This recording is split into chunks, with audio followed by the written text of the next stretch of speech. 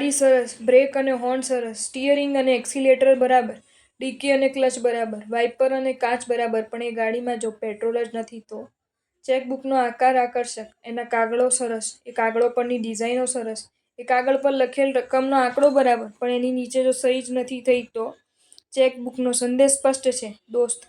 કબૂલ, તારી પાસે રહેલ સત્વ પ્રચંડ છે, તારી પાસે રહેલ સંકલ્પનું બન ગજબનાક છે, તારી પાસે રહેલ સાધનાની મૂડી પણ ગજબનાક, પણ સમર્પણ ભાવના ક્ષેત્રમાં જો તે નાદારી જ નોંધાવી દીધી છે, તો મારે તને એટલું જ કહેવું છે કે સહી વિનાનો ચેક જો કચરાપેટીને લાયક હોય છે, તો સમર્પણ ભાવ વિનાનો સંકલ્પ, સત્વ કે સાધના એ મૂલ્યહીન જ હોય છે.